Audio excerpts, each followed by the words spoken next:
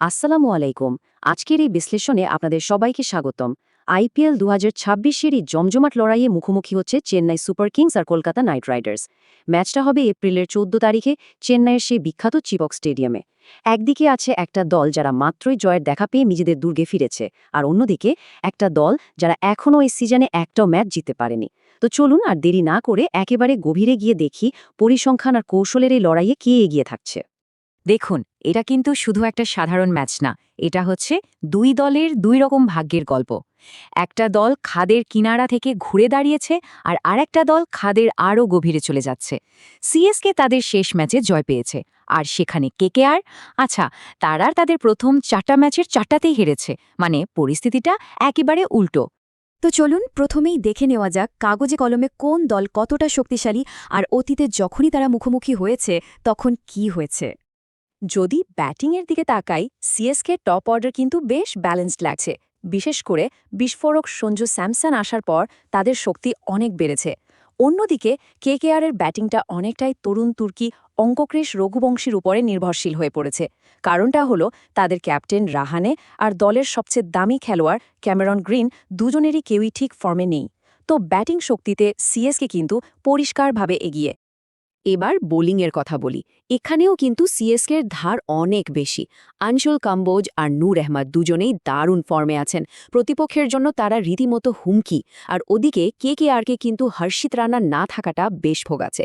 নারেনা চক্রবর্তী থাকলেও তৃতীয় একজন কোয়ালিটি বোলারের অভাবটা কিন্তু স্পষ্ট বোঝা যাচ্ছে। তার মানে স্কোয়াডের শক্তিতেও চেন্নাই সুপার কিংসই এগিয়ে থাকছে। আচ্ছা, কাগজে কলমে তো সিএসকে এগিয়ে, কিন্তু মাঠের লড়াই কি বলে? শেষ 5টা ম্যাচের ফলাফল যদি আমরা দেখি, সেখানেও কিন্তু সিএসকে 3-2 ব্যবধানের সামান্য এগিয়ে। মানে লড়াইটা কিন্তু বেশ হাড্ডাহাড্ডি হয় যখনই তারা মুখোমুখি হয়। কিন্তু আসল গল্পটা লুকিয়ে আছে ভেন্যুতে, মানে চেপকের মাঠে। এই মাঠে সিএসকে ঐতিহাসিকভাবেই কেকেআরের ওপর এক ছত্র আধিপত্য দেখিয়েছে। আর ঘরের মাঠের এই অসাধারণ রেকর্ডের কারণেই কিন্তু হেড টু হেড লড়াইও আমরা সিএসকেকেই এগিয়ে রাখছি।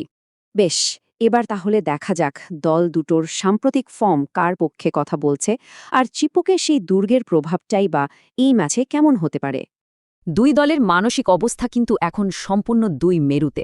একটা দুর্দান্ত জয়ের পর সিএসকের আত্মবিশ্বাস এখন আকাশে, আর অন্যদিকে কেকেআর এখনও এই সিজনে প্রথম পয়েন্টের জন্য মরিয়া হয়ে লড়ছে। বোঝাই যাচ্ছে সাম্প্রতিক ফর্মের বিচারেও সিএসকে এখানে যোজন যোজন এগিয়ে। এই ম্যাচের সবচেয়ে বড় ফ্যাক্টর কিন্তু হতে পারে এই ভেন্যুটা। এখন প্রশ্ন হলো, কেন এই চিপকে সিএসকের জন্য একটা দুর্ভেদ্য দুর্গ বলা হয়? কি এমন আছে এই মাঠে? এর কারণ আসলে 3টা। 1, এখানকার পিচটা তাদের স্পিনারদের জন্য একেবারে সোনায় সোহাগা। 2, শিশিরের প্রভাবকে কিভাবে কাজে লাগাতে হয় সেটা তারা খুব ভালো জানে।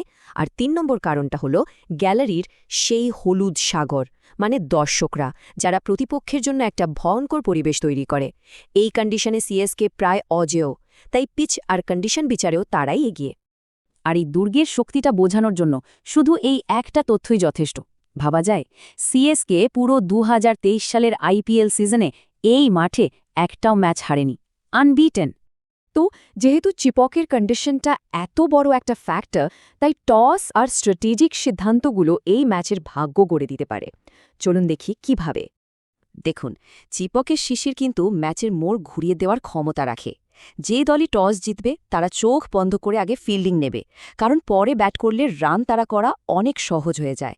আর যেহেতু সিএসকে এই কন্ডিশনের সাথে সবচেয়ে বেশি পরিচিত, তাই টসের অ্যাডভান্টেজটা কাজে লাগানোর দিক থেকেও কিন্তু তারাই এগিয়ে থাকবে। ক্যাপ্টেন্সির ক্ষেত্রেও ছবিটা বেশ মজার। একদিকে তরুণ ক্যাপ্টেন গায়কোয়াড়, যার পাশে গাইড করার জন্য আছেন কিংবদন্তি এমএস ধোনি, আর অন্যদিকে অভিজ্ঞ রাহানে, যিনি দলের টানা হারের কারণে প্রচণ্ড চাপের মধ্যে আছেন। চাপের মুহূর্তে সিদ্ধান্ত নেওয়ার ক্ষেত্রে ধোনির উপস্থিতি যে সিএসকে একটা বাড়তি সুবিধা দেবে, এটা নিয়ে কোনো সন্দেহ নেই। তাই এই দিকেও সিএসকে এগিয়ে।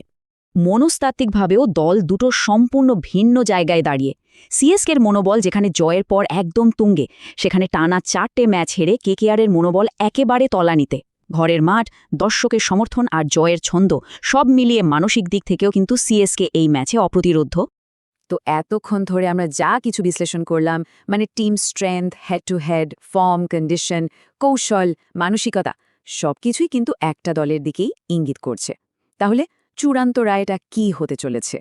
যখন আমাদের সবগুলো অ্যানালাইসিসের স্কোর একসাথে করা হলো ফলাফলটা কিন্তু একেবারে একপেশে। আপনারা দেখতেই পাচ্ছেন প্রায় প্রত্যেকটা বিভাগই সিএসকে পরিষ্কার ব্যবধানে এগিয়ে। তাদের মোট স্কোর যেখানে 59 সেখানে কেকেআর পেয়েছে মাত্র 39। এই ব্যাপক এবং গভীর বিশ্লেষণের ওপর ভিত্তি করে আমাদের পরিষ্কার পূর্বাভাস হল এই ম্যাচে চেন্নাই সুপার কিংসই জিততে চলেছে। কারণগুলো খুব পরিষ্কার। 1 নম্বর হল তাদের ঘরের মাঠের সেই অদম্য শক্তি। 2 নম্বর হল কন্ডিশনের জন্য একেবারে পারফেক্ট একটা বোলিং অ্যাটাক। আর 3 নম্বর কেকেআরের পারফরম্যান্সের গভীর সংকট। তবে হ্যাঁ, একটা কথা কিন্তু মনে রাখতে হবে, এটা সম্পূর্ণই বিশ্লেষণভিত্তিক একটা পূর্বাভাস। ক্রিকেটের মাঠে যে কোনো কিছুই হতে পারে।